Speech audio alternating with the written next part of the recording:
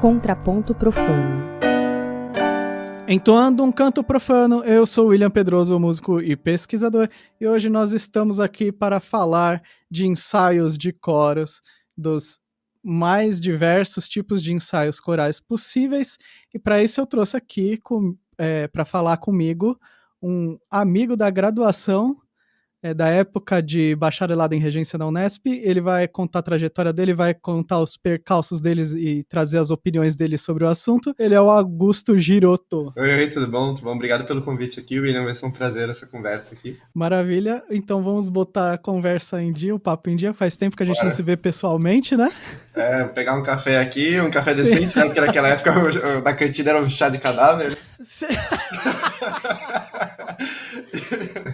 Agora pelo menos o café EAD aqui tá bom.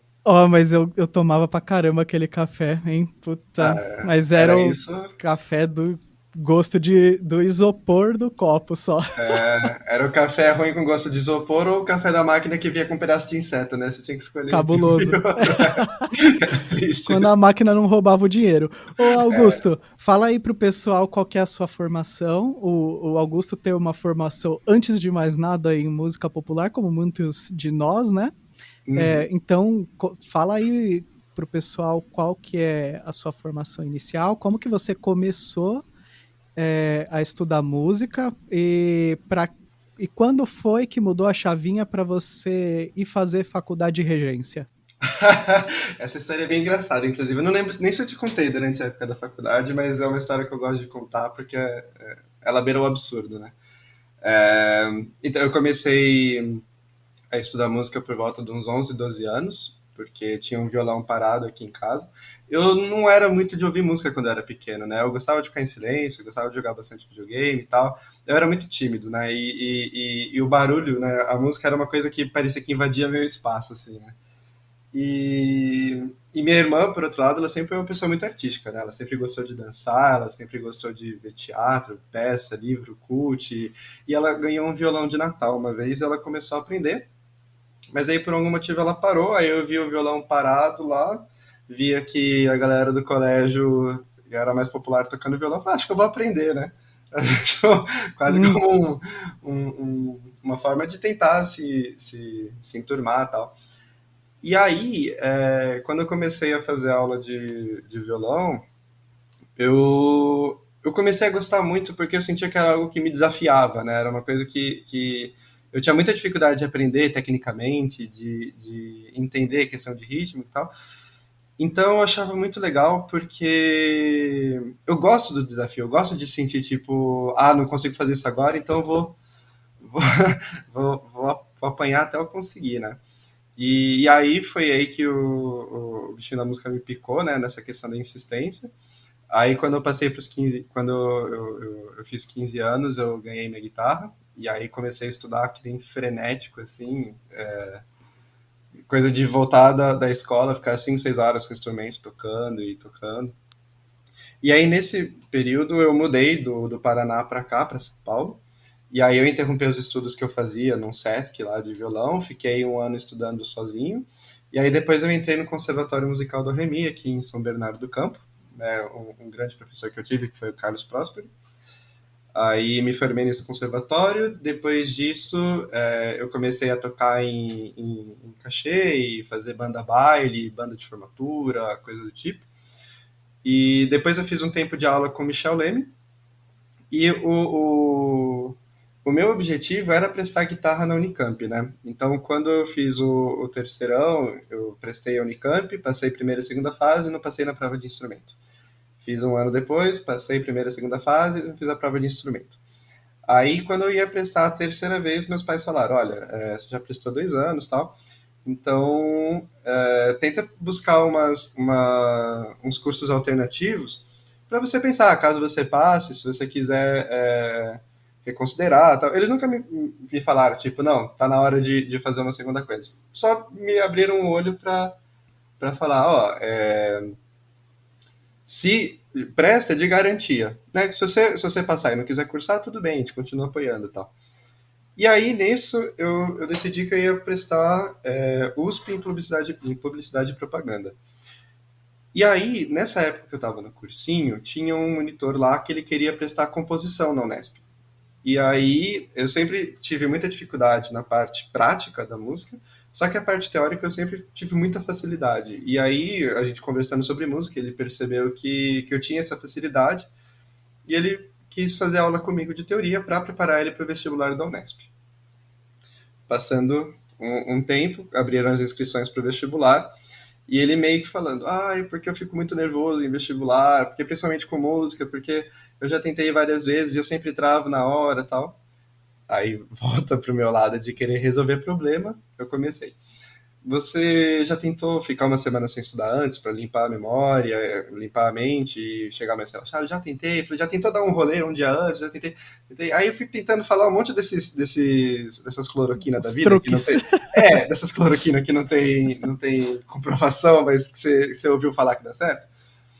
Aí teve uma hora que me bateu uma luz e eu falei, você acha que se eu me inscrever para fazer o vestibular de composição junto com você vai ficar mais tranquilo? Aí ele parou e falou, eu acho. Aí eu falei, então tá bom. Aí eu fui lá, me inscrevi no vestibular da Unesp de composição, passamos o ano inteiro estudando a harmonia do Schoenberg, passamos fundamentos da composição, etc, etc, etc.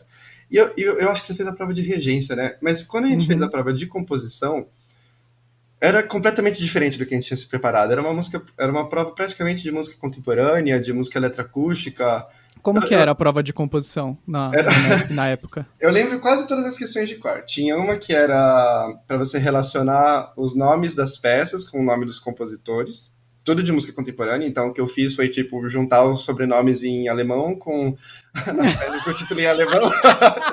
Os nomes em inglês com o inglês. Aí tinham três questões discursivas. Uma era discorra sobre John Cage. Eu não fazia ideia de quem era. Para mim, John Cage era o cara do Mortal Kombat, né? O Johnny Cage. Então, era mais próximo que eu tinha chegado. Exatamente. Um é ator, o outro é compositor, né? Ele fazia a trilha dos filmes, né?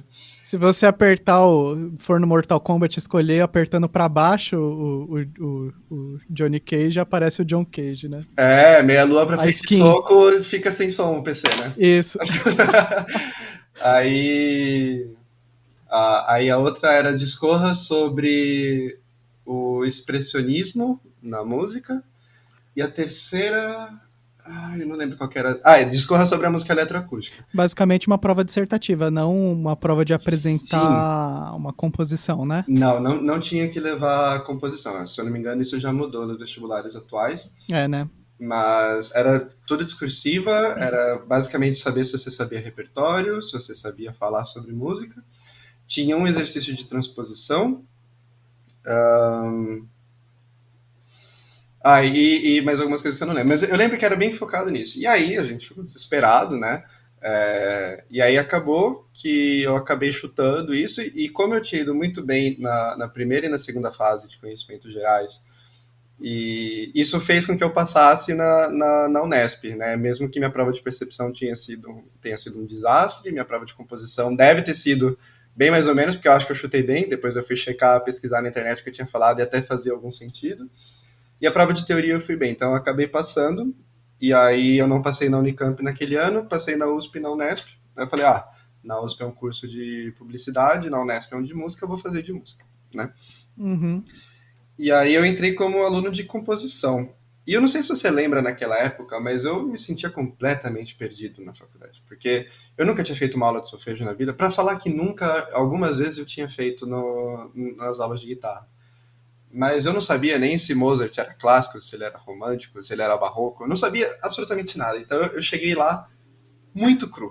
E eu sentia que tudo que eu sabia fazer, que era tipo improvisar, que era tocar guitarra, que era arranjar, não estava servindo para nada, né? Então como se eu tivesse chegado do zero. Sim, dá a impressão que, às vezes, dá a impressão que aquele conhecimento prévio que você tinha não valeu nada, né? Mas seu aluno passou? Não, esse é o lado triste, né? Porque ele não passou porque acabou que a gente não estava preparado para a prova de composição, porque a gente estava esperando uma prova tonal e de compor, no fato, né? E aí esse foi o lado triste da história. Sim, mas você passou aí. Acabei passando, né? Você viu uma boa ação. E aí E aí Da- nisso, como eu estava me sentindo tão perdido, eu comecei a assistir as aulas dos anos seguintes, né? Então, como a gente só tinha composição do terceiro até o quinto ano, eu não sabia o que é essa aula de composição. Eu falei, bom, já estou aqui no meio, eu quero ver no que eu vou me formar, né? E aí eu não me identifiquei, eu comecei a assistir, não me identifiquei muito, não era muito o que eu estava esperando, porque se eu pensei, se eu for fazer composição, eu queria pegar a pegada de fazer trilha sonora, de coisa do tipo, e não era muito a abordagem da Unesp, né? E aí eu tava Uhum. pensando o que fazia. E aí, no primeiro ano de faculdade, o Gabriel, né, nosso colega Gabriel Bergoc, ele me chamou para ir no Festival de Londrina, pra gente ficar lá na casa dele e fazer os cursos. E aí, lá foi a primeira vez que eu cantei num coro, né? Foi um coro com... A gente cantou uma missa em dó do Beethoven, com um regente argentino, que era o Nestor, e Nestor Zadoff, maravilhoso. E aí, lá eu gostei muito do coro, achei incrível cantar em coro. E aí, no ano seguinte, eu fui pro Festival de Curitiba e fiz com a Mara Campos, que foi minha primeira. Então, eu posso ter orgulho de falar que minha primeira aula de regência na vida foi com a Mara Campos.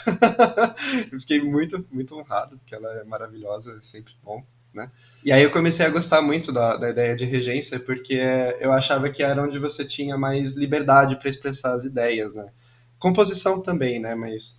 Uh, eu sempre busquei, eu acho que uma coisa que sempre me atraiu na música é essa coisa de você poder expressar a sua ideia, de você botar a sua opinião no que você está fazendo, de você modificar uma forma que alguém escuta aquilo e apresentar uma abordagem nova, tal. E eu gostei disso da regência, né? E aí eu acabei pedindo para trocar de curso e comecei a fazer festival atrás de festival, comecei a meter as caras de reger o máximo de coro que eu podia, e aí foi assim que eu virei regente. Uhum. É o intérprete que ao mesmo tempo é criador e é agrupador de pessoas também, né? Uhum. Então, eu acho que sabe o que a gente podia fazer? A gente vai aproveitando para falar das suas experiências com coros diferentes, para falar de tipos diferentes de abordagem de ensaio. Pode ser? Então, por exemplo, é, qual que foi o primeiro tipo de coro que você pegou? Primeiro foi coro de festival, né? O coro de festival, a primeira experiência que eu tive com coro foi cantando num coro de festival, mas a primeira vez que eu regi não foi com um coro de festival. O primeiro coro que eu peguei foi um coro da Unesp de Sorocaba, que era uma bolsa de regência coral, Uhum. que eu falei que eu tinha experiência com regência, que eu não menti, porque eu tinha uma semana de curso com a Mara Campos. Mas como ninguém mais queria fazer aquele coro, porque você tinha que viajar para Sorocaba toda semana, Era longe, né? Uhum. era super longe. E aí ficou a vaga lá, eu falei, eu vou, Sim, né? e é o Unesp de Sorocaba, mas não é do curso de música, né? Explica aí como é que Não, era, porque acho que lá era curso de bioquímica e de, ai, não lembro agora os cursos que eles faziam. Mas não era música, era universitários, né, como se for de cursos não musicais.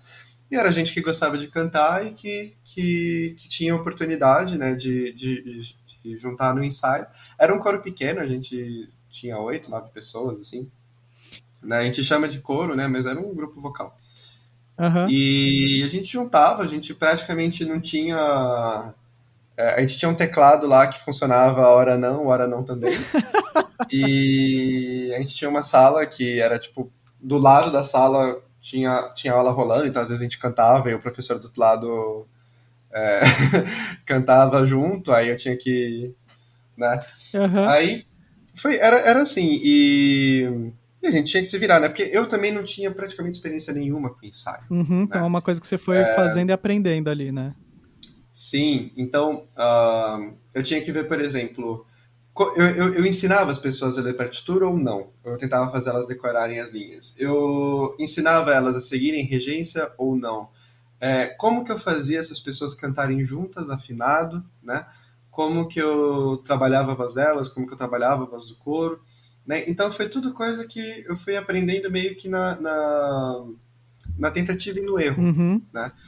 E o que eu descobri que para mim funcionou para aquele grupo foi: quanto melhor as pessoas entendem o material que elas têm, porque eu sempre dei partitura para as pessoas, elas sabendo ler ou não.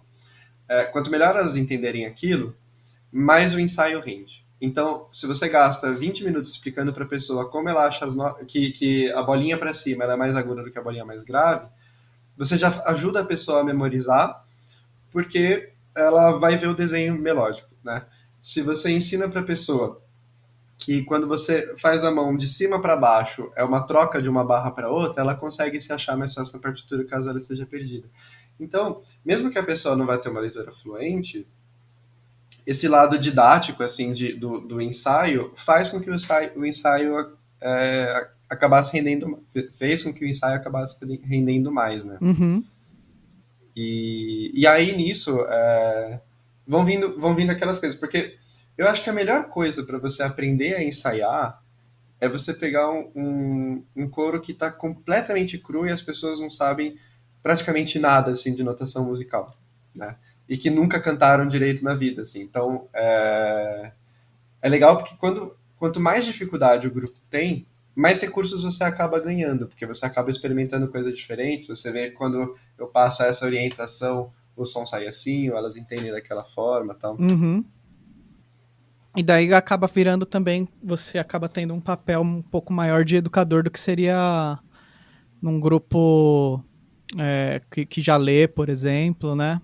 Fica uma relação um pouco diferente de só assim, o maestro como criador artístico. Aí o maestro também é o regente do grupo, acaba sendo o professor de técnica vocal daquelas pessoas, professor de estruturação, às vezes, né? Sim, sim, professor. Mas embora você assuma esse papel, né? Você esteja trabalhando essa questão musical com as pessoas, de você estar passando um conteúdo, digamos assim, ao mesmo tempo eu tentava não estabelecer essa hierarquia, Uhum. né? Eu sempre gostei da ideia de construir junto, né? Então, quando, por exemplo, nesse grupo especificamente, eu percebi que se você chega com o som pronto, né? Porque esse é o mal de regente, geralmente. A gente escuta uma gravação, a gente imagina a música daquela forma, que vai sair do jeito que tá na gravação, e aí quando a gente tá na realidade, a gente não chega naquele som e a gente se frustra, né?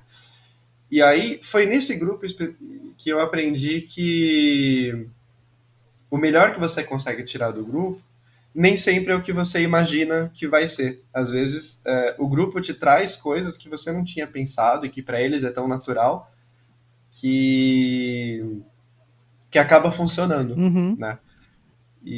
Então eu sempre gostei dessa ideia de quando acontecia alguma coisa que eu não achava esteticamente bonito, quando eles estavam falando, em vez de falar, não faz isso aqui, assim, faz assim, eu falava, gente, experimenta fazer isso aqui do jeito que a gente fez, agora vamos fazer assim. Qual que vocês preferem? Qual que vocês acharam que ficou melhor? E isso é legal, porque não só a gente discutia e eu revia meus conceitos de estética, como começava a abrir o ouvido deles. Então eu percebia que às vezes eles corrigiam coisas sem eu precisar falar, tipo, não, peraí, esse final de frase tá jogado. Tipo, Uhum. às vezes eu terminava de falar, aí um coralista virava assim, nossa, esse final de frase ficou feio, né? E eu falei, ficou. Mas que bom que você percebeu, né? Uhum. Daí acaba trazendo uma. Porque o que acontece muitas vezes não é que as pessoas não sabem cantar ou não sabem o que estão fazendo ou não sabem música, né? Nem é essa questão. Mas é mais que os grupos eles são tão heterogêneos, né? E as Uhum. experiências das pessoas elas são tão diversas e as pessoas vêm de lugares tão diferentes às vezes. Então, nesse caso mesmo de você pegar um campus de interior da Unesp, que às vezes, eu não sei, daí você me corrige se não for isso o caso, mas muitas vezes as pessoas vêm de outros estados até, e as pessoas não moravam em Sorocaba, não é a população de Sorocaba ali, com mais ou menos o mesmo Uhum. background, né? Que está se Uhum. juntando para fazer o coro. São pessoas que estão longe das próprias casas, cada um tem uma história de vida totalmente diferente e tem uma relação com a própria voz e a relação com música totalmente diferente, né? Daí, às vezes, o difícil, não é difícil, mas o desafio, né? É achar quais são os pontos comuns daquele grupo que você tem na mão para as pessoas começarem a achar essas soluções, né? Que você está falando, Uhum. de irem negociando qual é a estética daquele grupo ali, né? Uhum. Eu acho que até se as pessoas elas fossem todas elas sorocabanas, acho que esse que é o termo, de nascença, todas elas morassem no mesmo bairro a vida inteira e chegassem no coro, eu acho que essa diferença ainda rolaria, né? Uhum. E, e tem muito disso. E o que eu acho legal é que eu acho que mesmo com toda essa diferença de contexto que as pessoas veem, a noção do isso soa bonito, ela está muito relacionada a isso é natural pra gente, isso é orgânico de fazer.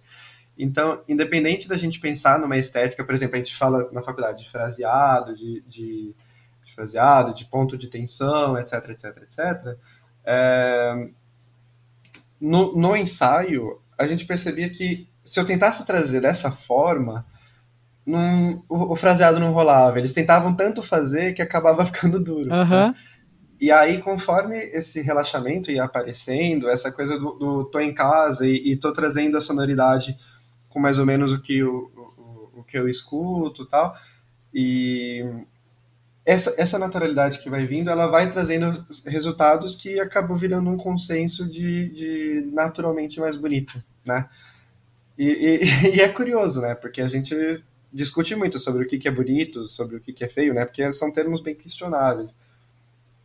Mas eu acho que essa associação do natural, do orgânico, do relaxado, com um resultado sonoro esteticamente mais agradável para essas pessoas, eu acho que é uma relação direta. Uhum. Acaba funcionando, né? Uhum. E daí, o que que aconteceu? Quais foram os próximos tipos de grupos que foram aparecendo pra você? Aí, minha segunda, junto com esse coro, né, eu tive a oportunidade de reger o coro de câmara da Unesp, né, que a gente cantava lá no segundo ano da faculdade. Teve os concertos que o Vitor abriu pra gente reger e tal. E lá eu senti uma coisa completamente diferente, né, porque lá na faculdade a gente lia a partitura, a gente sabia o que a gente tinha que cantar, a gente pegava as notas na maioria das vezes, né, a gente afinava também na maioria das vezes. E, e tinha no meio daquele coro cantores muito bons, né? Os Uhum. alunos de canto. Então, abre muito por um lado de eu ganho mais ferramentas que eu posso trabalhar, eu ganho mais recursos que eu posso mudar com esse som, recursos que eu posso mudar no som desse coro, mas por outro lado fecha porque eu acho que o músico em geral ele tem um problema com o orgulho Uhum. que ele tende a achar que ele é melhor do que a pessoa que está lá na frente, né? Então, tipo, principalmente coro de regente, né? Coro de Sim. regente, tipo, isso aqui eu não concordo, isso aqui eu não acho, então não vou fazer, É. né? Então, por mais que a gente ganhe em possibilidades, eu acho que a gente se engessa numa interpretação meio comum, Uhum. né? Essa foi a primeira dificuldade, e a segunda foi com a questão da clareza do gestual, né? Porque coro, assim, coro amador, que você tem que tocar, reger com a cabeça, e segurar a partitura porque não tem uma estante, você tem que segurar com a mão a partitura que está caindo, você não vai pensar em reger. Galera que não sabe o texto da música, que fica com a partitura na cara, não vai olhar você reger. Então Uhum. o gestual é a última coisa que você pensa, né? E aí, num coro de câmara que as pessoas estão acostumadas a ser regidas, isso faz muito mais diferença, Sim. né? E também tem a questão de, como você estava falando, como são os pares, tá todo mundo querendo saber o que, que o outro vai fazer de gesto e Sim, as pessoas vão estar concordando ou discordando do que você tá fazendo, e tem gente que fica reticente de fazer a música que a pessoa tá propondo, né? sim. Sim, e é engraçado porque eu não entendo por que isso acontece. Eu não entendo qual que é o risco que essa pessoa tem em cantar aquilo de uma forma que, numa interpretação que ela não concorde. Uhum. Tipo assim, tudo bem, eu não gosto desse andamento, mas eu vou ficar puxando o andamento para trás, por quê? Porque Aham. vou ficar sem voz se eu correndo pra... É claro que tem coisas que você pede, que você pode pedir para um coro, que você pode acabar danificando a voz do cantor, né? Então daí vem o bom senso e o estudo do regente. Mas quando é um conflito estético, eu não entendo por que às vezes aparece a resistência, né? Uhum. Muitas vezes a gente também, né, nessa situação dos coros que são os alunos de regência, às vezes a gente já pega pra reger o coro sem fazer a preparação, né? Algumas vezes a gente teve a oportunidade de preparar, né? Uhum, Mas em outros casos você já vai tentar fazer a música que outro regente já preparou. Então o maestro uhum, Vitor Gabriel tinha preparado lá o coro para fazer a música de um jeito, a gente ia lá na frente replicar o uhum, repertório que ele já preparou. E daí, quando você tem uma situação que você vai preparar, daí já muda um pouquinho. Daí os problemas às vezes já são outros, né? Porque a pessoa às vezes não tem paciência de você estar lá na frente também, tá uhum, sempre. Sempre essa coisa da briga do ego, quando é par, assim, quando é muito. uhum. Quando você é um aluno e você está sendo regido por outro aluno, às vezes tem essa bateção de cabeça, né? Nem todo mundo está disponível Sim, emocionalmente. sim. E é legal também, eu tinha esquecido dessa questão que você falou do fazer o que outra pessoa preparou, porque é legal porque, primeiro, ele testa, ele é um teste cirúrgico de questão técnica. Porque se o coro está resolvido, se o coro canta bem na mão do regente titular, não existe nenhuma razão para ele não cantar bem na frente de outro regente. Se, que não seja um problema de aquele regente não consegue realizar aquilo daquela forma. Uhum. Né? Então eu não consigo dar um corte claro, eu não consigo dar uma entrada clara, eu não consigo manter um andamento, eu não consigo variar o andamento de uma forma que pareça natural. Né? Então essa situação do aluno de regência de pegar um coro preparado, ela é muito legal porque você é um teste do tipo, o que eu preciso melhorar tecnicamente? E também, uma outra coisa legal que aparece nesse contexto é que, às vezes, quando a gente tinha abertura para reger, para mudar alguma coisa no coro, para preparar, era coisa do tipo: você tem 5 minutos para ensaiar esse coro, você tem 10 minutos para ensaiar esse coro. Sim. Né? E aí a gente aprende uma coisa muito importante na vida de qualquer regente, que é o que eu vou priorizar aqui. Porque o que eu percebia quando acontecia comigo, quando acontecia com nossos colegas, era quando a gente ensaiava, a gente chegava pensando o que a gente ia melhorar no coro. Por exemplo, eu vou passar uma vez, aí quando ele perguntar o que eu vou arrumar, sei lá, um texto, ou não sei o quê. A gente quase não modificava o coro. A gente não mudava muito, porque a gente achava que a gente estava falando uma coisa muito necessária, mas às vezes era uma coisa que o coro já tinha resolvido, né? E essas situações são legais porque ensina a gente a ouvir o que está rolando. Porque quando a gente está começando a estudar regência, a gente está tão preocupado com o gesto de não sei o quê, com o corte, com o levar e com, né, para ver, que muitas vezes a gente não escuta o coro. Uhum. Às vezes é aquela pergunta mortal, né, para quem está começando a reger, que é: o que você melhoraria no grupo agora? Aí a pessoa trava porque ela não estava ouvindo, né? Sim, tava preocupada Então, balançando o braço, né? é, e isso é muito legal porque esse estágio eu senti que eu passei relativamente rápido por causa do coro de Sorocaba, porque eu estava tão acostumado a ver entrada atrasada, de ver gente falando texto errado, perdendo o texto e tal, que a vivência nessas coisas acabou me trazendo essa percepção do ouvir o coro. Claro que quando você está trabalhando um repertório a duas vozes, e aí você passa por uma coisa a quatro, aí você fica, tá, meu ouvido não tá tão limpo assim, né? Então, mas é legal como ter ensaiado um coro completamente diferente me ajudou num coro tecnicamente com muito mais preparo, né? Uhum. E você também foi regente do Da Capo, Augusto?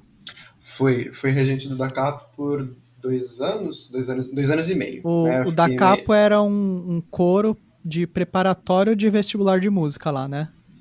Isso. Esse é um dos coros que eu mais tenho saudade de reger, na verdade. Porque é um coro que as pessoas estão interessadas, né, em estudar música, né? São músicos em formação.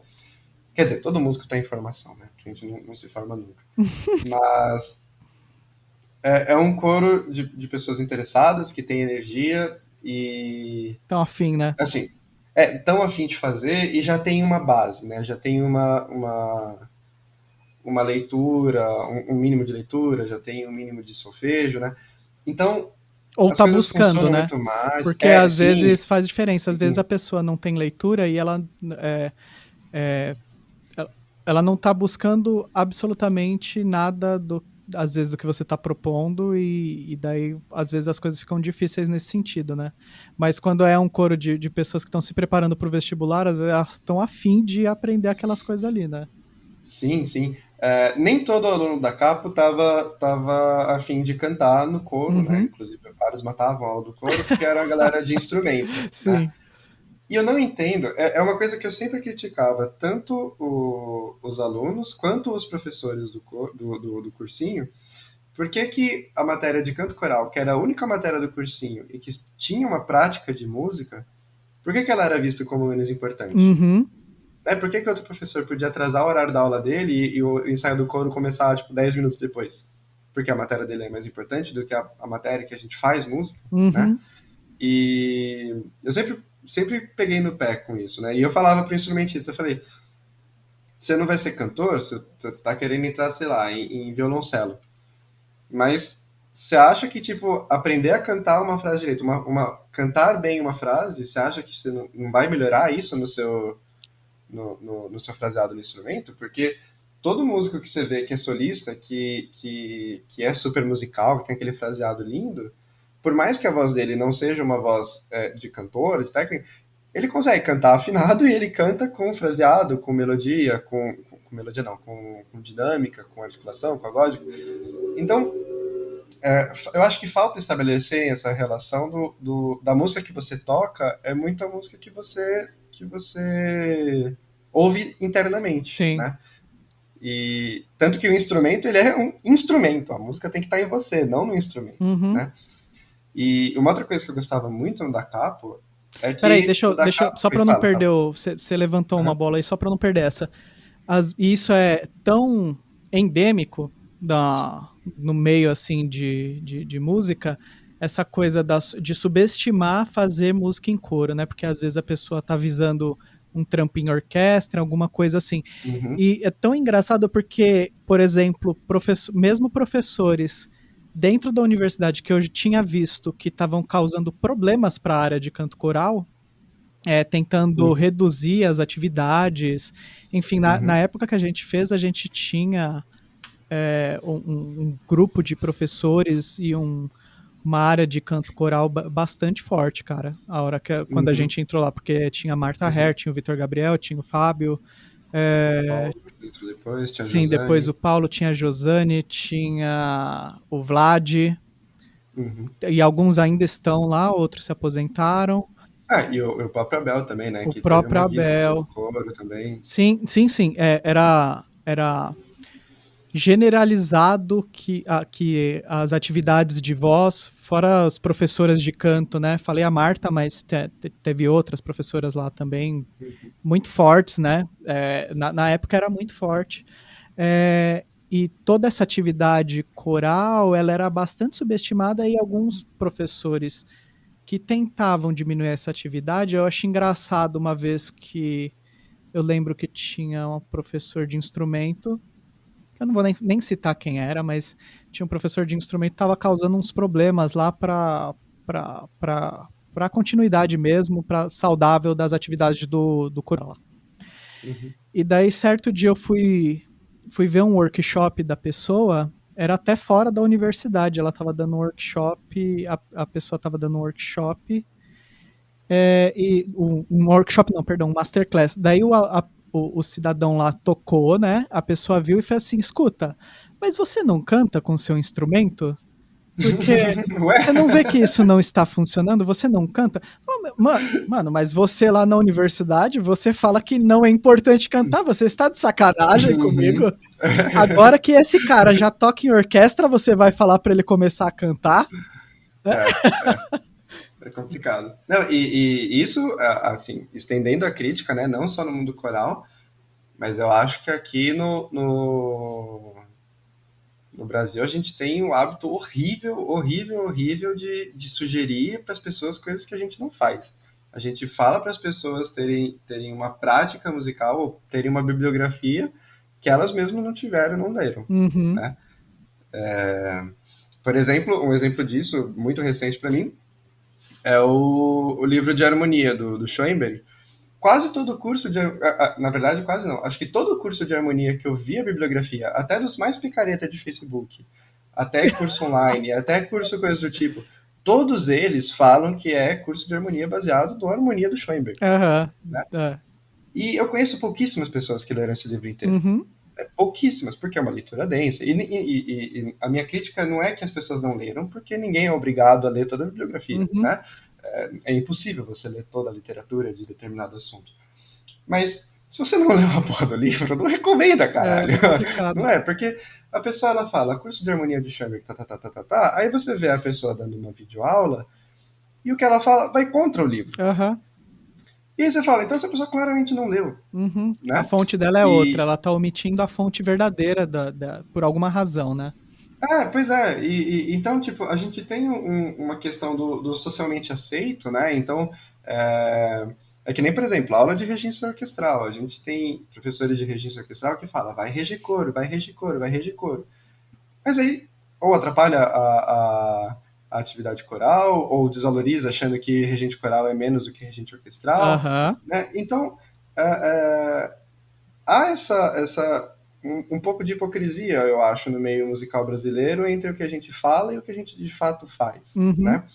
É complicado. E aí, só voltando uma coisa que eu acho legal também, acho que também soma o que eu ia falar do Da Capo antes, é que uma coisa que eu achava muito legal do Da Capo é que né, o coro é um exemplo do que seriam os coros amadores brasileiros se a gente tivesse uma educação musical de base decente, ensino fundamental e médio. Uhum. Né? Que é uma coisa que eu percebi lá na Polônia, que a gente pode falar mais pra frente. Sim, já vamos chegar nisso.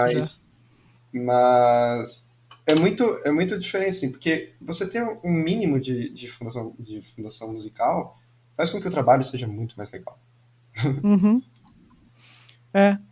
Mas a gente perdeu essa tradição, né? Antes tinha a escola que nós dois viemos mesmo, ela começou porque ela era um conservatório de cantor feônico do João Batista Julião, né? Uhum. Isso lá atrás,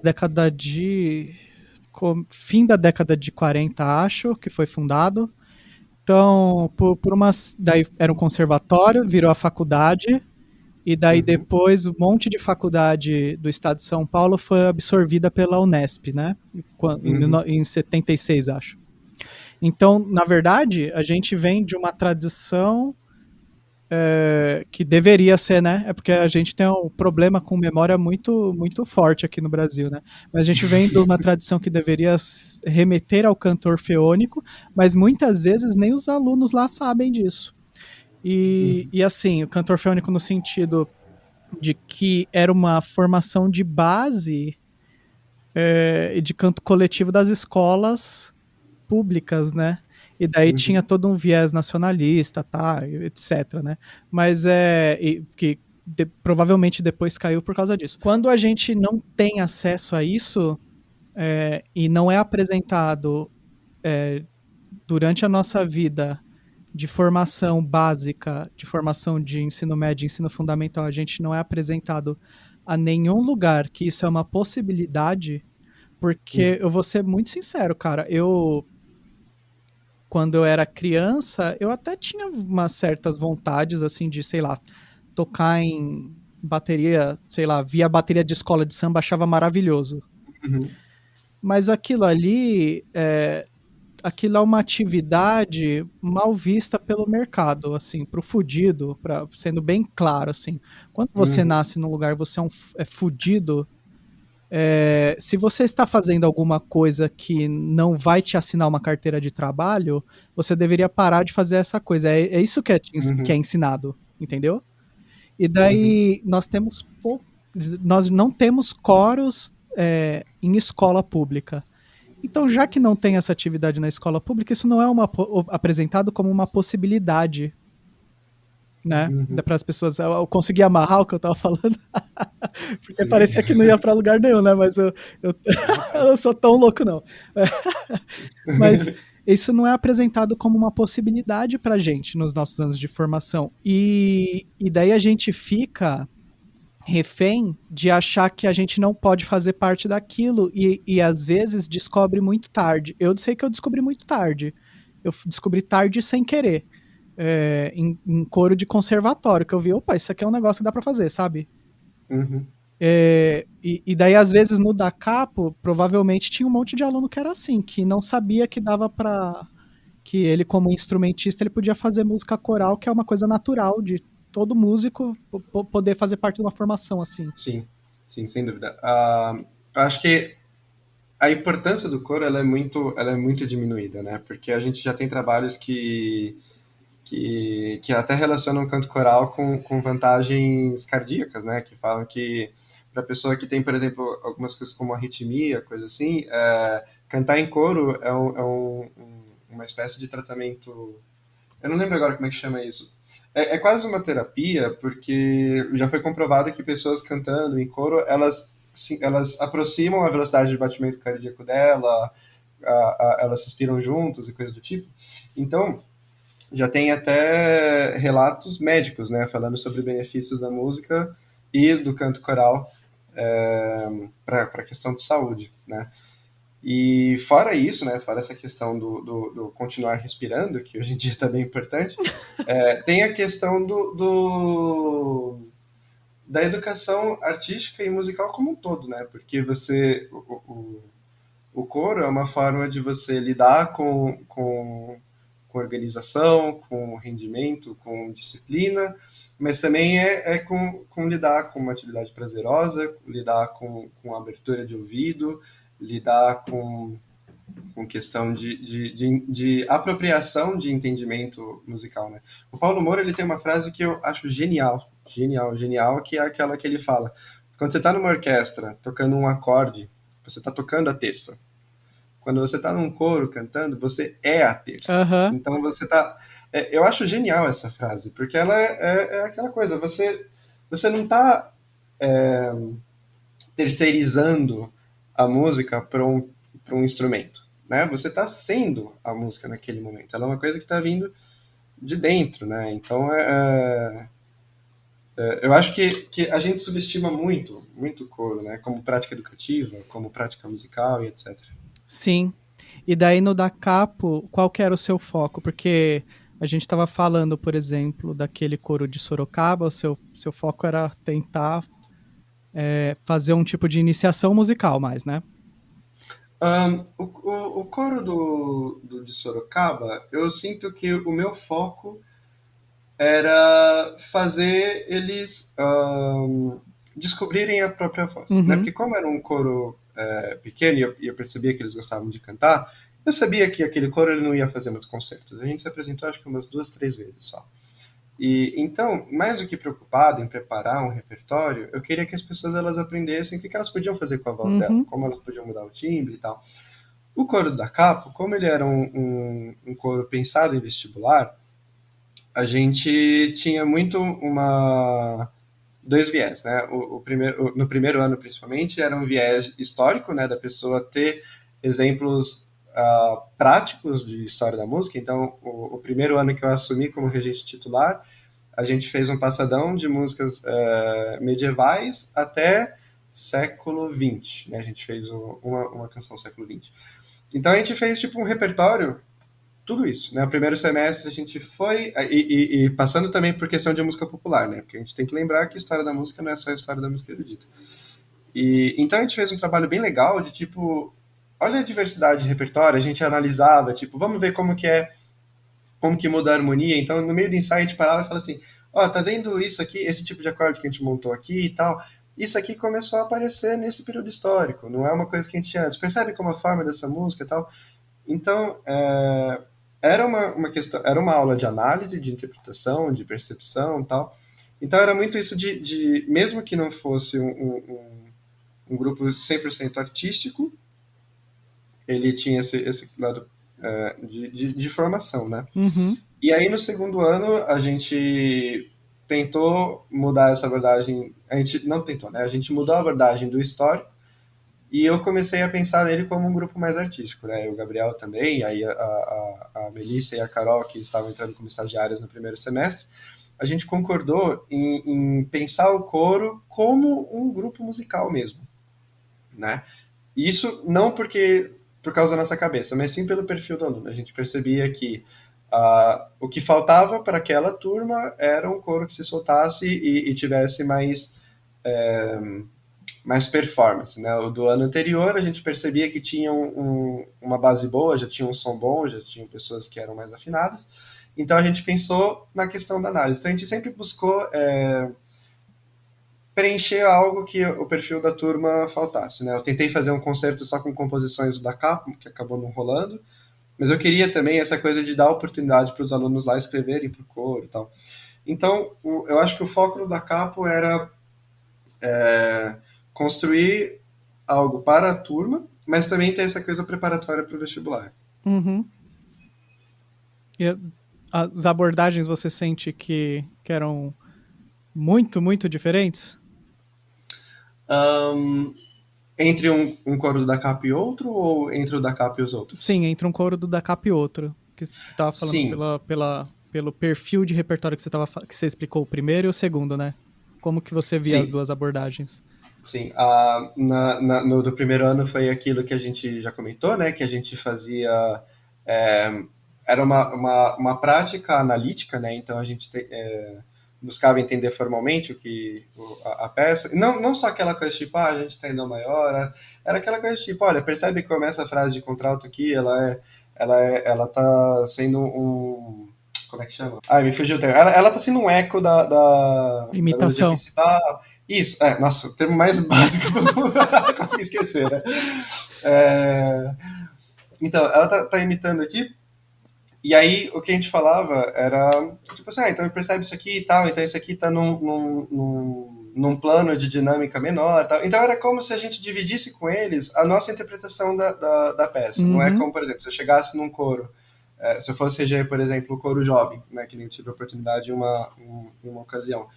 Eu não ia ficar explicando para eles como eu cheguei naquela concepção, porque né, o tempo de ensaio é curto, né? Mas como da capa a gente tinha muito tempo de ensaio, eu queria ensinar para eles não só a prática, mas também como a gente chegou naquela interpretação. No segundo ano, a gente percebia muito problema de escuta, muito problema de timidez e muita questão do se divertir com música, né? Então a gente fez um repertório não histórico, mas a gente tentou fazer um repertório mais agregador, né? Foi o ano que a gente fez o concerto de músicas do mundo, que a gente pegou repertório, uma música de cada país, assim, que a gente conseguiu encontrar, né? Não de cada país existente, mas a gente não repetiu países no repertório. E para a gente aprender em outros idiomas, para a gente conhecer canções e etc, etc. E era um repertório que eles gostavam muito, que eles sentiam muito, que eles se divertiam fazendo, né? A gente percebia que a turma ela estava com uma relação com música meio de obrigação ainda, né? Que é uma coisa que eu sempre critico também, que é em que momento que a gente perde o tesão de fazer música? Em que momento que a gente vira profissional que a gente perde o tesão de fazer? Né? Porque a gente tem isso, eu percebo pelo menos uma tendência de a gente só ver como obrigação, a gente perder aquele fogo que a gente tinha, né? Quando a gente começou de querer fazer horas e horas a fio, né? E a gente percebeu que esse coro de gente muito nova já chegou assim meio gasto, né? Meio cansado. Então a gente tentou reanimar isso, né? Então eram aulas menos eu não vou falar menos técnicas e menos analíticas, porque ainda tinha, mas não era o foco. O foco era de tipo, vamos recuperar esse ânimo. Colocar em vamos atividade fazer... as pessoas, né? Convencer as pessoas a engajarem no bagulho aí. Sim. E é legal porque isso não gera um valor diferente para o trabalho, né? Porque o resultado que a gente chegou, no resultado sonoro que a gente chegou no final do ano com ambos os coros foi muito parecido, mesmo que um deles tenha começado com um som melhor, né? Então é legal como a gente tem diversas formas diferentes de fazer a mesma coisa. E daí, mas depois o que aconteceu contigo? O que você foi reger a mais? Junto com esse tempo do Da Capo, né, nesses anos de faculdade, eu também tive várias experiências regendo orquestra, né? Eu tive uma camerata de cordas aqui em São Bernardo, fiz festivais de regência orquestral também, e aí nesse tempo a gente teve as aulas com Lutero e tal, e E aí eu tava numa época de crise de para que estudar gesto, né? Porque a gente percebia que, ou melhor, para que estudar gesto em regência coral? Porque os coros que eu pegava naquela época, ou eu estava tocando piano e acompanhando, ou o próprio coro do da capo, que geralmente sabia ler a partitura, então ficava com o olho na partitura, aquela semibreve segurada, ligada numa semibreve com o compasso seguinte, a pessoa precisa ficar olhando para a partitura para ver que aquele dó não vai mudar Uhum. nada, né? Então, eu percebia que com esses grupos mais amadores, a questão do gestual, ela era, ela vinha num segundo plano, né? Uhum. E aí, nessa questão do querer aprimorar o gesto, de etc., eu comecei a estudar regência orquestral. E aí, eu acabei entrando na EMESP, fazer um curso de regência coral lá que eu não terminei. E aí eu tive a oportunidade de reger em ensaios o coro da prática coral da EMESP. Tive a oportunidade também em masterclasses de reger o coro jovem do estado. E também em festivais eu acabei regendo coro de festival também. Ora, regendo o, o que o outro regente já fez, né? Que foi o que aconteceu com o Festival do Ângelo, com o festival que eu regi o coro que a Mara preparou. Mas também tive a oportunidade de ensaiar um coro de festival como assistente da Mariana Fará no último festival que eu fui. Ah, que legal. Então, foram diversos estilos, contextos diferentes, né? E aí depois, por último, teve a competição de regência lá na Polônia, que foi uma outra experiência completamente diferente. Uhum. E, assim, uma coisa que a gente tem problema aqui, que a gente não tem muito claro, pelo menos quando a gente entra na faculdade, né? E depois vai descobrindo, é que a gente, para treinar gesto, a gente precisaria, na verdade, de grupos profissionais, né? Uhum. Para ajudarem o regente em formação. E daí depois, quando o regente está profissional, daí ele pode pegar os coros amadores, porque daí ele passa para frente o que ele treinou, o que ele treinou ajudado, né, pelos profissionais, né? E às vezes a gente não tem a menor possibilidade de fazer isso aqui no Brasil, né?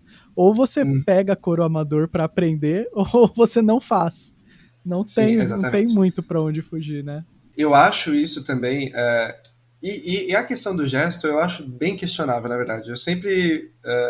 A galera que estuda regência geralmente reclama quando eu falo essas coisas, mas eu acho que Masterclass de regência, a aula de regência em geral que a gente tem, eu acho que ela prepara a gente muito mal como regência. Muito regente. Porque a gente fica regendo um repertório que a gente vai reger. Se a gente reger, vai ser uma vez na vida, Aham. né? Porque são não desmerecendo o repertório, porque eles trazem questões técnicas importantes, mas são aulas que a gente fica 2 horas falando de gestual. Coisa que, por exemplo, eu ficava puto no Masterclass, era tipo,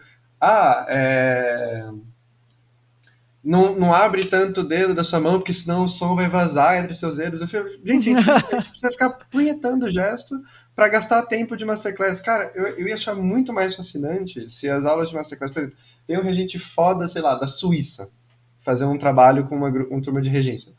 Fala para eles, cara, a gente constrói o ensaio, a gente faz assim, a minha concepção musical dessa peça é assim por causa disso. Para eu construir esse efeito, eu faço assim. Pouco importa o gesto, porque na real, eu acho que a técnica de regência como um todo, a gente tem uma base que é de comum acordo, né? Que precisa estar sólida para o ensaio render e etc. Mas eu acho que o aprender a ensaiar é muito mais importante. O aprender a ter uma concepção própria da peça é muito mais importante. Porque o que acontece geralmente em aula de regência de festival, principalmente aqueles que o professor quer que você imite o que ele está fazendo, é que você tem 20 pessoas passando na frente de uma orquestra ou de um coro para fazer o mesmo repertório e o repertório soar 20 vezes iguais. Se é para soar 20 vezes igual, não muda o regente.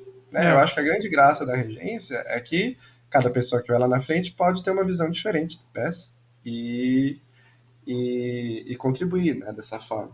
Uhum. Mas se a gente está formando de um jeito que a gente está fazendo uma produção em massa de regentes, a gente perde até culturalmente, né? Porque a gente deixa de escutar, de renovar, né, o prazer na escuta de uma música que a gente já conhece. Aham.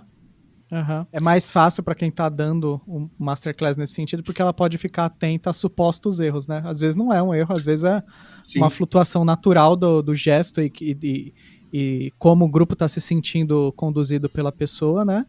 E é uma coisa que super funciona, mas daí a pessoa coloca todo fazer daquele grupo, todo fazer música daquele grupo em xeque só porque soa um pouco diferente do que ela acha que deve, né? E, às vezes sim. nem precisava, às vezes é realmente pulga atrás da orelha.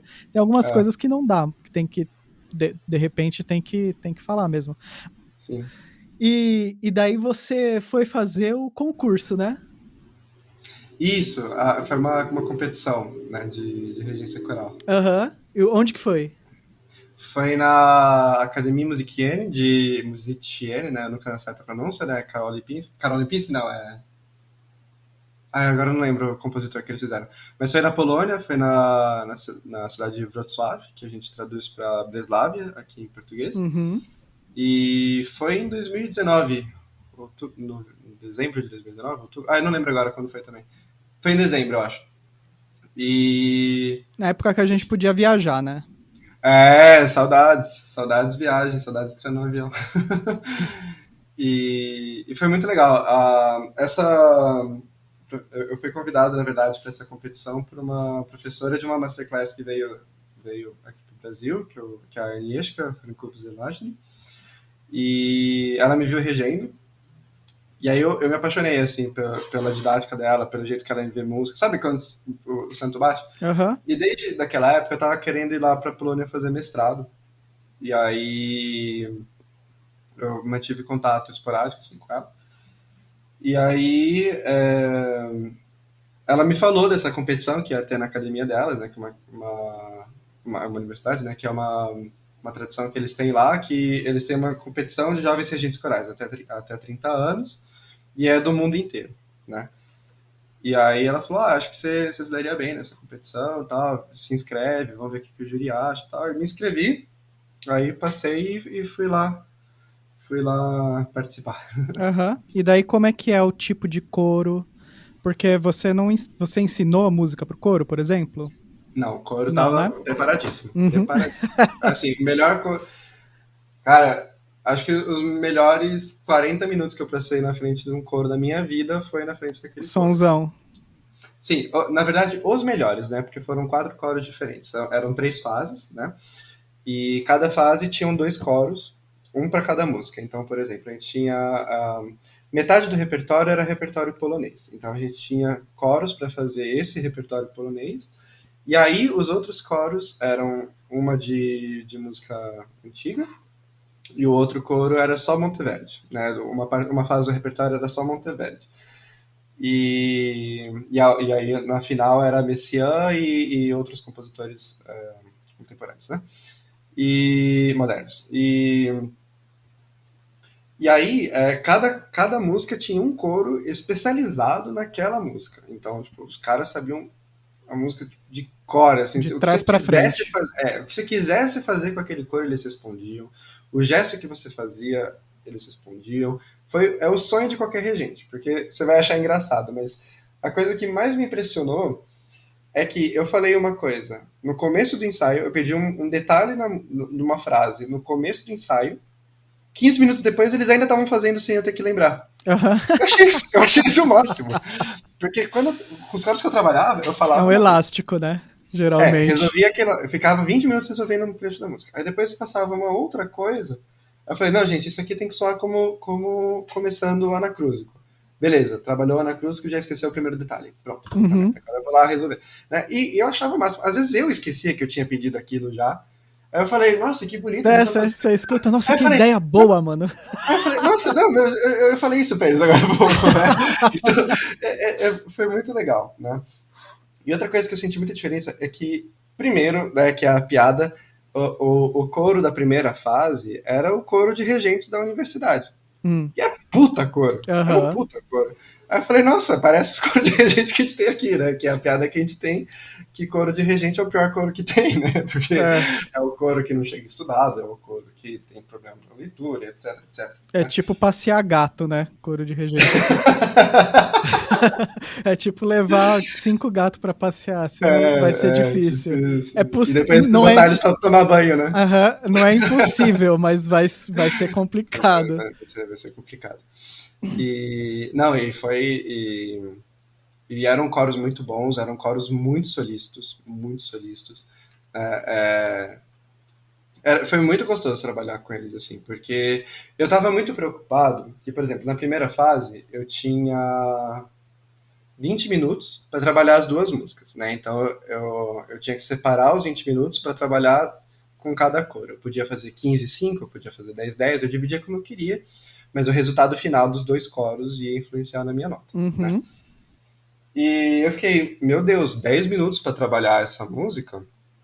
Aqui o repertório era aquelas coisas tipo Josquin, assim, que tem aqueles motetos que você não sabe, tipo, se o coro engasgar, você não sabe de onde você começa, porque não Aham. tem um lugar claro para você começar, né? E eu falei, meu Deus do céu, tipo, esse Josquin, acho que eu vou precisar de 20 minutos só para ele, né? Uhum. Aí eu falei, eu vou pegar 10 a canção lá do Chimanovski que eu conseguia fazer em 10 minutos fácil. Mas eu falei assim, eu vou começar pela canção e depois eu vou pro Joscan, né? E aí eu trabalho só um trecho, de repente trabalhar só uma ideia, porque eles tinham deixado claro que não precisava ser a música inteira, né? De repente trabalha só uma ideia, só para eles entenderem como que você enxerga a estrutura, a prática musical associada à estrutura e tal. E aí, 10 minutos, a canção lá, o coro ele rendia, e ele tava tão solícito, etc, que eu fiz a canção inteira, trabalhei tudo que eu queria em acho que 8 minutos. Aham. Acho que nunca na minha vida eu fiz 8 minutos uma peça inteira do repertório que eu falava, puta, tô satisfeito pra caralho, né? Uhum. E aí o Joscan, que eu tinha planejado trabalhar só um trecho, eu trabalhei acho que todas as ideias que eu tinha e tava acabando o tempo, eu falei, vamos passar uma vez do começo até o fim, né? Aham. E eu falei, nossa, tipo, meu sonho é ter um coro assim, com esse rendimento, com essa atenção, pra trabalhar no dia a dia. Que puta merda, o que não dava pra fazer? Se em 10 minutos eu consigo trabalhar toda a concepção de uma peça, nem que você demore, sei lá, 1 hora para você ler o repertório inteiro, mas se em 10 minutos eu consigo botar todas as ideias, o que não é isso para um regente, né? É muito legal você ter, Uhum. tipo, tudo o que você conseguiu fazer. Sim, porque daí o coro passa a ser um instrumento mesmo, né? No Sim, sentido, num bom sentido, né? Não sim, no sentido que às muito vezes gostoso. a gente faz aqui como se fosse um instrumento no sentido de ter que bater no, Sim, né? sim. Tipo aquela coisa do regente bravo, nem Extrativista, nada né? de isso, né? No, é no sentido de colaboração mesmo, das pessoas estarem na mesma página, né? Estarem ali para fazer música juntos mesmo, né? Sim. E aí depois eu passei, né, para semifinal. E, inclusive, foi muito elogiado na primeira fase. Tal. Uma das juradas falou que na lista dela eu fui, acho que um dos primeiros, assim, na primeira fase, que ela falou que gostou muito do ensaio, da minha relação com o coro e tal. De como eu resolvi muita coisa muito rápido, ela falou que eu tinha bastante ferramenta e tal. E aí, voltando, né? Obrigado, coro de Sorocaba, por ter me dado uma lição de Uhum. como, né, de tanto chabu. E e foi muito. E nisso eu também fiquei muito orgulhoso. Só de ter passado para o final, para mim foi uma puta vitória. Porque a gente tem aquela noção de que, tipo, o europeu é muito melhor que a gente, que a educação deles, de fato, é muito melhor que a nossa, né?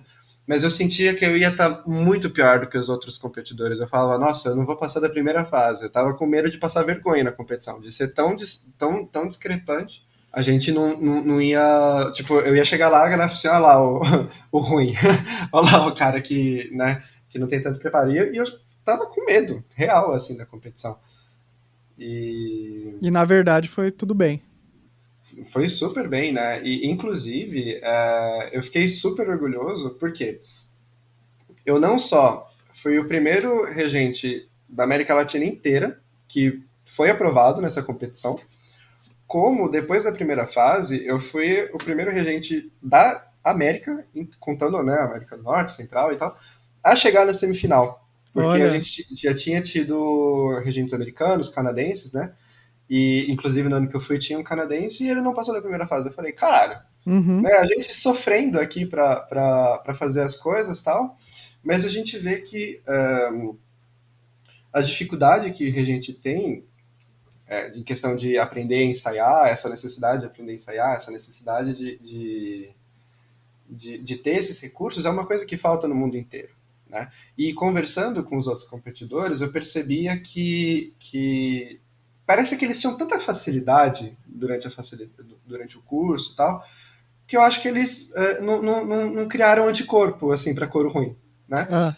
E tanto que é engraçado, tem um ponto legal que a gente estava conversando um dia no almoço, que eu estava falando como para mim foi difícil gravar um vídeo para mandar para os jurados, né? Uhum. Eu tive que juntar um monte de amigo cantor, que sou grato para eles o resto da minha vida, né? Que a gente juntou um dia na Unesp com uma sala barulhenta do lado, a gente ensaiou por 30 minutos cada peça e gravou os vídeos. Né? Ficaram horrorosos. Eu falei, nunca que eu vou passar na competição com isso, mas eles viram alguma coisa e passaram, né?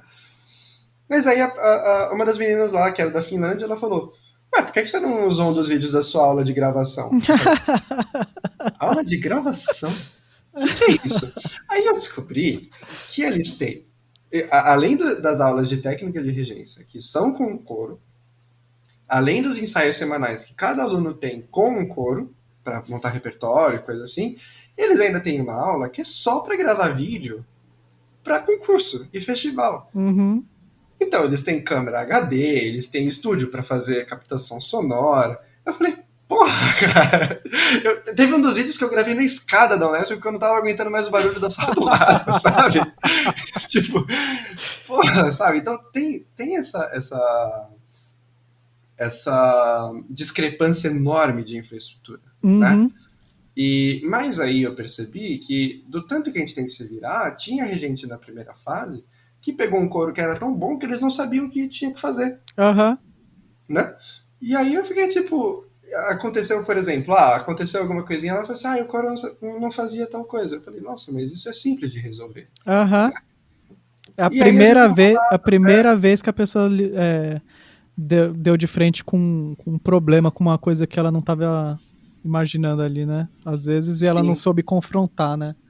Sim. E aí, a gente não podia assistir os ensaios das outras pessoas, né? Quer dizer, a gente podia depois que a gente já tivesse participado na competição. Então, por exemplo, se eu fosse o segundo, eu não podia assistir a primeira pessoa ensaiando, mas eu podia assistir todos os outros. Só que com a sorte que eu tenho, eu fui o último nos 2 primeiros dias. Então eu não assisti o ensaio de ninguém. Você ficou na salinha em posição fetal. Meu Deus! Fiquei lá tremendo pra cacete. Meu Deus, que vai ser? E aí eu escutando a galera, porque assim, o som vaza, né?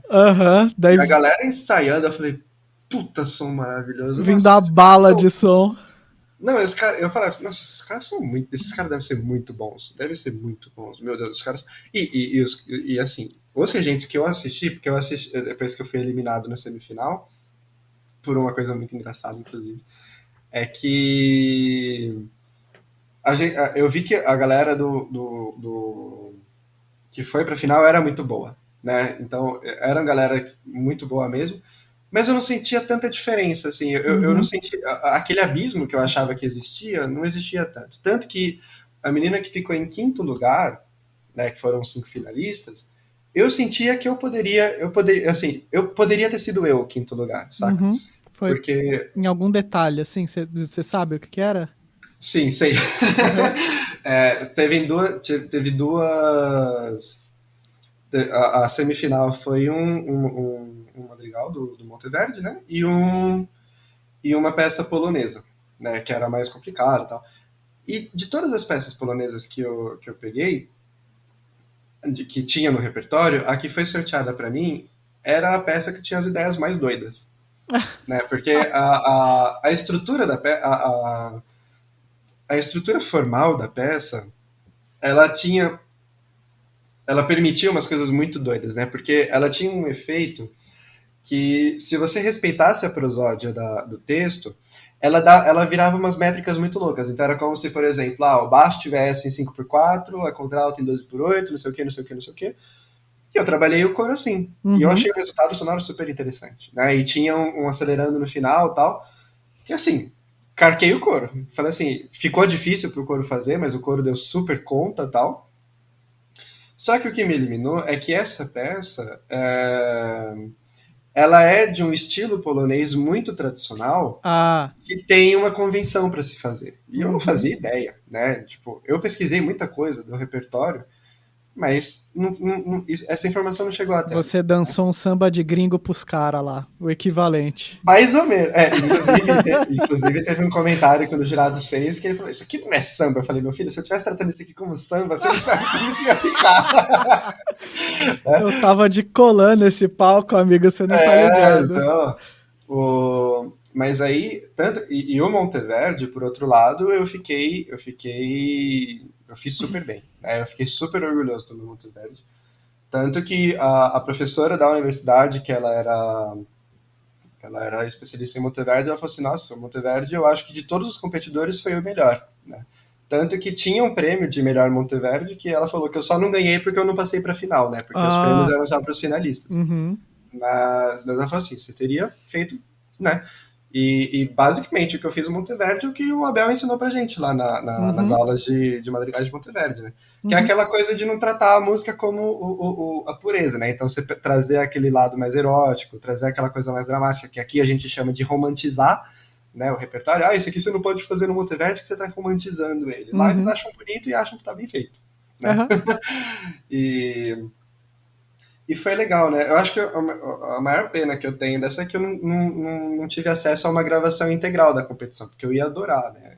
Tudo que eu tenho de vídeo daquele momento foi um dos competidores que ele gostou do meu ensaio, ele decidiu me filmar para tipo, para ver a dinâmica ah, e que queria legal. guardar de recordação e tal, e depois ele me mostrou. Uhum, Mas eu queria ter acesso a tudo, assim, porque, nossa, foi um tesão fazer aquele Monteverdi. Sabe aquelas gravações que você vê no YouTube que você pira no final da frase, que você vê aquela mudança de timbre no meio da frase, ficando mais leve na terminação? Sabe? Esses detalhes, assim, tipo, aham, muito minuciosos que eu achei que eu nunca ia conseguir fazer na vida com nenhum coro. Eu consegui trabalhar lá e foi, tipo, uma puta realização, né? Porque você fala, nossa, eu tô tendo a oportunidade de fazer algo que eu sempre quis fazer desde que eu comecei a reger coro. Então aham. só por isso já valeu muito a experiência. Meu, muito da hora. É, eu tinha mais um monte de coisa pra perguntar, pra saber o que você fez depois que voltou pro Brasil, mas acho que como tá cumprido já, eu Uhum. vou deixar isso pra um outro dia. Tá bom, Pra te chamar pra outro dia, a gente tem mais conversa, né? demorou. Cara, muito foda. Parabéns pela participação. Eu lembro que na época você até colocou em redes sociais que você tava tenso, né? Tava muito tenso. E isso foi muito legal, porque muita gente foi muito carinhosa. Porque assim, eu tenho. Quando eu entrei na facul, eu tava muito. Eu me senti muito despreparado, né? Então eu me senti o pior aluno da sala. Em percepção, em canto, em tudo isso, né? E esse sentimento, ele eu nunca abandonei esse sentimento, né? Eu tenho essa síndrome do impostor muito forte, Uhum. né? Então, quando algum professor elogia, eu fico pensando, tipo, ele tá sendo simpático, coisa do tipo. Sei. Né?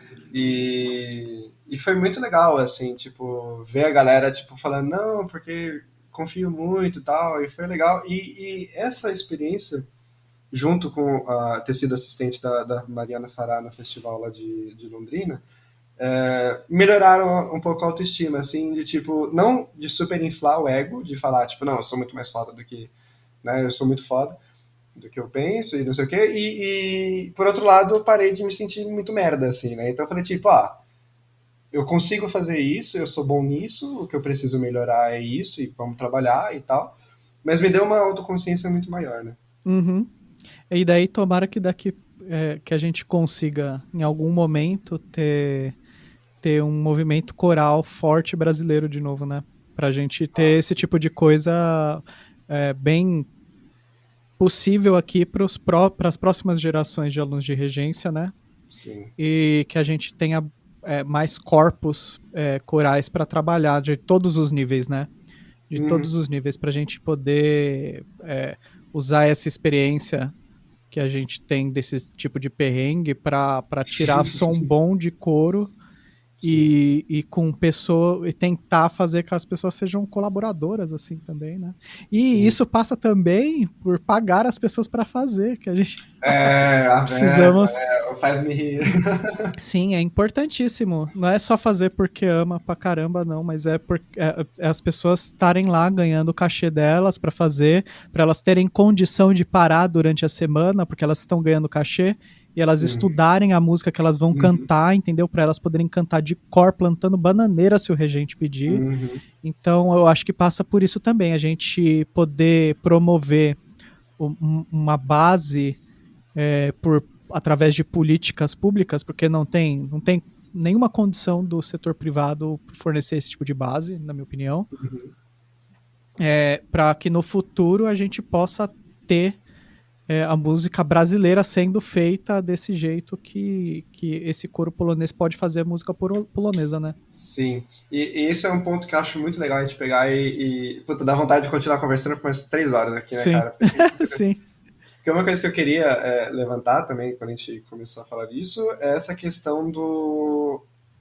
A gente está tentando muito dentro da música erudita ganhar uma excelência numa tradição que não é nossa, Aham. né? Então, a gente foca tanto no repertório que, assim, a gente faz muito bem, né? A gente vê, por exemplo, o Zesp fazendo um repertório, fica muito bom, é uma orquestra muito boa. Só que não é uma tradição nossa, né? Não tem aquela coisa de apropriação, eu diria, né? E eu acho que faz falta, assim, a gente ressuscitar os compositores brasileiros e levantar essa música, porque tem muita música brasileira que não deve nada para a música europeia, né? Que é Aham. tão bem escrita quanto, né? E ressuscitar isso, e criar uma cultura, e criar uma questão de pertencimento, né? E de reconhecimento, né? Sim, e relembrar E, algumas coisas também, porque tem algumas coisas que o Guarnieri fazia, por exemplo, que a gente deixa de fazer hoje em dia como se não fosse importante. Sei lá, o Guarnieri tinha o jeito dele de escrever música, ele escrevia às vezes temas de outras pessoas também, enfim. uhum, E às vezes a gente nem faz isso hoje com música que poderia ser feita, porque por diversas razões, né? Mas é muito mais fácil se matar para ler um coral de bar, né? Do que sim, às vezes fazer uma música de um compositor brasileiro ou você pagar alguém para compor alguma coisa para o seu coro, porque a gente não tem sim. dinheiro para fazer isso. Então Uhum, mano, complicado. Mas foda. devemos tentar fazer alguma coisa aí nos Sim, a próximos gente anos vai para reverter. catando milho, a gente vai catando milho. Eu tô, inclusive, com um projeto aqui de tentar fazer um coro aqui em São Bernardo com patrocínio, né? Fazer um Uhum. coro municipal. Tem o coro da CLM, né? Que é considerado coro municipal. Mas eu nunca ouvi falar desse coro, assim. Eu descobri porque eu pesquisei na internet coro municipal de São Bernardo. Porque eu nunca tinha ouvido falar de um concerto deles por aqui. Eu Também conheci. não, ué. Oxi, não sabia não. E. Eu sou do ABC, não sabia não. Pois é, eu moro em São Bernardo. Pois então. Inclusive, o CLM é 4 quadras aqui da minha casa. E eu Ai, não sabia que existia. nunca ouvi os caras cantando, né? Né? Como assim? Então eu tô querendo, né? Eu tô falando com a Ive lá, naquela da USP, pra gente, a gente monta um projeto e ver se a gente consegue levantar aqui, porque é Uhum. muito marta essa cidade Eu, pra produção musical. tomara que dê super certo. Então, vamos Vamos torcer tentando. pra isso. Dentro do meu pessimismo, eu Pois é. tento, eu tento combater meu pessimismo diariamente, porque senão, mano, tá complicado, tá cabuloso. Se Bom, algum dia a gente sair da Covid, né, a gente tenta. sim, exatamente. Eu não É quero foda. matar nenhum aluno, né, cara? Então é Pois é. foda. Bom, o Giroto, ele tem um blog há 1000 anos com resenhas de livros de teoria musical e de história da música e os caramba, né, Giroto? Sim, eu tenho um blog e um canal no YouTube, né, que é o Ginásio Musical. E esse blog ele funciona como um diário de estudos, porque uma coisa que eu percebi na universidade é que a gente entra em contato com muita coisa que não tá nem, a gente não sabe nem o que pesquisar no Google, né? A gente não sabe. Eu nunca tinha ouvido a palavra prosódia antes de entrar na faculdade, né? E aí a ideia desse canal é de democratizar esse acesso a esse conhecimento, né? Então tudo que eu leio, quase tudo que eu leio, ou quase tudo que eu estudo de repertório, eu gravo e ponho lá e faço um comentário do que achou difícil para mim, né? E é uma coisa bem pessoal, porque eu não me considero nenhuma autoridade, assim, pra falar, não, essa música é assim, isso aqui foi feito assim. Então é meio que o que eu acho, mas é um que eu acho fundamentado. Uhum. Legal. E você quer ser seguido também nas redes sociais? Se alguém caiu aqui e não te conhece, Giroto, passa aí as redes também. Meu Facebook é augusto.giroto.9, que eu decorei o link, porque é mais fácil de passar. Meu Instagram é Giroto mesmo, tá? Giroto mesmo por extenso, né? É um trocadilho. E aí no YouTube é Ginásio Musical e o blog é ginasiumusical.blogspot.com.br. Sim, os links estarão todos aí na postagem do feed. Maravilha. E muito obrigado, mano. Já tá convidadíssimo pra vir de novo, porque a gente com certeza passaria muito mais tempo falando. Sim. Mas pra eu editar aqui, eu preciso ter um limite aqui, senão, Sim, com senão eu certeza. me fodo pra editar. Vira uma série. Sim, fica difícil. Na hora de editar, daí tem que ou cortar tudo ou separar em dois, daí eu acabo Sim. ficando várias semanas numa coisa só. Daí a gente já tá convidadíssimo pra gente continuar essa conversa e a gente discutir outros pontos, né? E se você caiu aqui de paraquedas, você pode mandar um e-mail para contrapontoprofano@gmail.com ou seguir o Contraponto Profano nas redes pelo @contrapontoprofano ou me segue lá pelo Will Pedroso, WILL.pedroso com Z. Muito obrigado mais uma vez, Giroto. Obrigadão, hein, viu? Valeu pelo convite aí, foi um prazer. Abraço, pessoal. Até a próxima semana e chegamos aqui a mais uma barra dupla. Você ouviu Contraponto Profano.